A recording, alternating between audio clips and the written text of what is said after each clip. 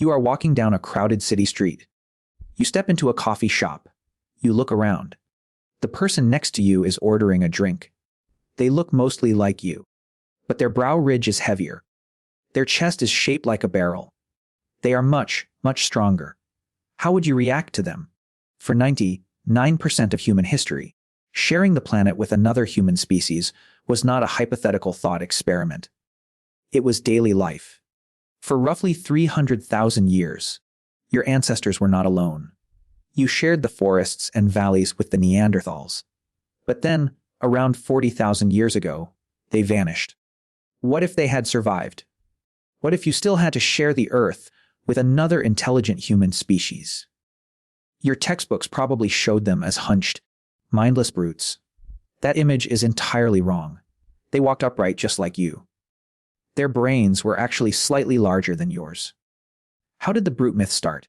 Early anthropologists found skeletons crippled by severe arthritis and assumed that was their natural posture. Modern science tells a completely different story. In 2010, geneticist Svante Pabo sequenced the Neanderthal genome. A genome is simply the complete set of DNA instructions found in a cell. His groundbreaking research proved something shocking. Your ancestors did not just fight Neanderthals. They mated with them. If you have European or Asian ancestry, your body currently carries about 2% Neanderthal DNA. They are not entirely gone. They are inside you. But what if their distinct populations had never collapsed? Imagine the geopolitical landscape of this alternate world. You would likely see a deep geographic divide. Neanderthals evolved in the freezing climates of Ice Age Europe and Asia. Their bodies were built for the bitter cold. They had shorter, thicker limbs to conserve heat. Their large nasal cavities warmed the freezing air before it reached their lungs. In a shared modern world, they might dominate the northern hemisphere. Your Homo sapiens ancestors, adapted to the African heat, might have stayed closer to the equator. Would there be separate nations for separate species? How would international laws work when the citizens are biologically different? Consider the everyday logistics of living together. You would need completely different medical treatments. Neanderthal bodies metabolized food differently. They required far more calories just to survive. Their bone density was significantly higher. A doctor today would need entirely separate reference charts for Neanderthal patients. Diseases would affect the two species in wildly different ways. We know today that some of the genetic variants you inherited from Neanderthals affect your immune system. In a shared world, a minor cold for you might be deadly to them. A virus harmless to them might ravage your population. Would cities be physically segregated by biological risk? The biggest differences might not be physical at all. They might be psychological. How did their minds work? You might assume they were less creative than your ancestors. The archaeological evidence suggests otherwise. In the cave of La Pasiega in Spain, archaeologist Joao Zilhao and his team discovered ancient cave paintings. These red geometric shapes were painted at least 4,000 years ago. That is 20,000 years before your Homo sapiens ancestors arrived in Europe. Neanderthals were creating symbolic art. They were thinking abstractly. They were dreaming. What kind of modern art would they make today? Their sensory experience of the world was entirely different from yours. Anthropologist Ralph Holloway has spent years studying Neanderthal endocasts. An endocast is a three-dimensional mold of the inside of a skull, showing the shape of the brain. His research reveals that their visual cortex was significantly larger than yours. This means they dedicated far more brain power to processing visual information, likely to see better in the dim, low light conditions of Ice Age winters. But the brain only has so much space. To support that incredible vision, they had less brain tissue dedicated to the parietal lobes. This is the area of the brain used for managing large social networks. You can maintain a social circle of 150 people. They probably lived in very small, intimate groups of 20 or 30. In a modern city of millions, they might feel completely overwhelmed. What would it sound like when they spoke to you? Many people still think they only grunted. Science has proven this false. Researchers like Stephen Rowe have analyzed fossilized Neanderthal hyoid bones. The hyoid is a small, horseshoe-shaped bone in the neck that supports the tongue and makes complex speech possible. The Neanderthal hyoid is virtually identical to yours. They definitely had language, but because of their massive barrel chests and large nasal cavities, their voices would not sound like yours. They would have a much higher pitch, incredibly loud and resonant. Imagine a crowded restaurant filled with high-pitched, booming conversations in a language uniquely tailored to their worldview. How would their technology have evolved? You might assume they would just copy your inventions, but their brains solved problems differently. Look at their ancient stone tools. Anthropologist Bruce Bradley has spent his life studying the Levallois technique. This was a complex method of stone knapping used by Neanderthals. Knapping is the process of striking a rock to flake off pieces and create a sharp edge.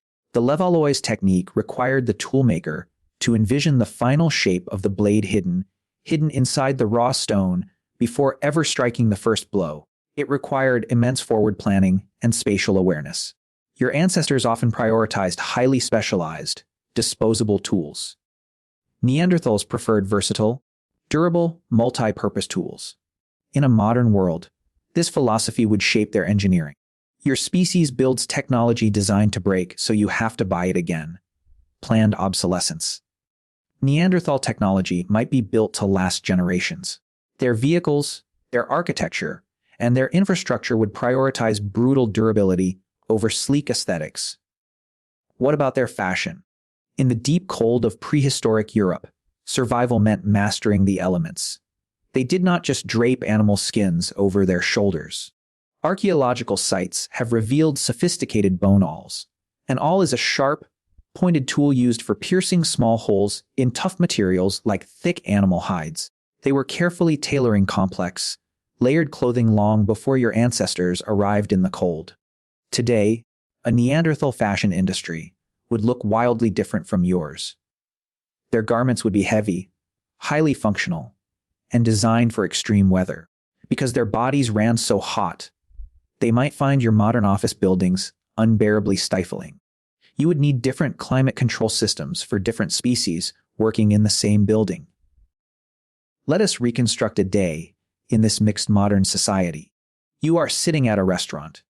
Your Neanderthal friend is ordering lunch. Stable isotope analysis by researcher Michael Richards has revealed fascinating details about their prehistoric diet. Isotopes are chemical signatures left in bones that tell us exactly what an ancient person ate over their lifetime. Richards found that Neanderthals were apex predators. Their diet was almost exclusively meat, similar to wolves or lions. So at this modern restaurant, while you order a balanced salad and a sandwich, they are ordering massive quantities of raw or rare meat. The entire global food industry would have to be split in two.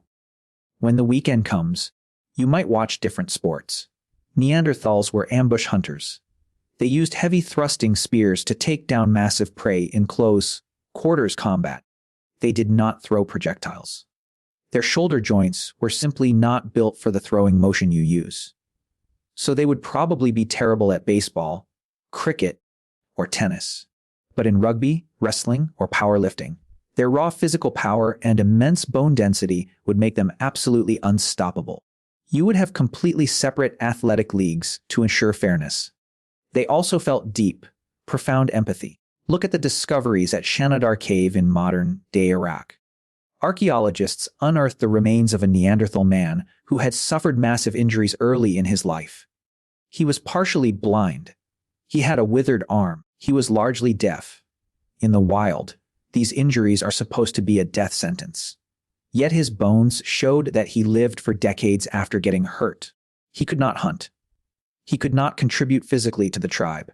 His community kept him alive anyway. They fed him. They chewed his food for him when his teeth failed. They protected him. They loved him. They were just as human as you. There is a counterintuitive twist to their story. What if they were actually the better species? Agriculture was the great trap of your ancestors. It forced you to settle down, which immediately led to crowding, disease, and steep social hierarchies. Because Neanderthals lived in small, tightly knit bands. They might have resisted the agricultural revolution entirely. They might have refused to become cogs in an industrial machine. They might have preferred to stay connected to the natural, seasonal rhythms of the earth. In a modern world facing climate collapse and massive inequality, their way of life might have been the key to long-term survival. They might have watched your sprawling, polluted cities with absolute pity. But there is a darker side to this shared scenario. Look at how your species treats its own kind today. You divide yourself by arbitrary traits. You divide yourself by religion. You draw invisible borders and fight endless wars over slight differences. How would your modern societies treat an entirely different species?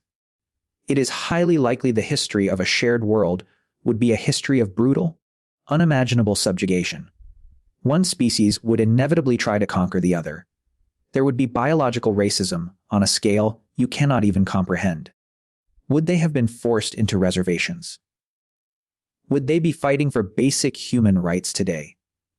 Think about the profound loneliness of your species today. You look up at the stars every night and wonder if there is anyone else out there. You search the deep galaxy for a radio signal. You build massive telescopes. You just want someone to talk to. For most of your existence on this planet, you had exactly that right here on Earth. You had siblings. Now you are the last ape standing. The extinction of the Neanderthals was not just a historical event. It was the exact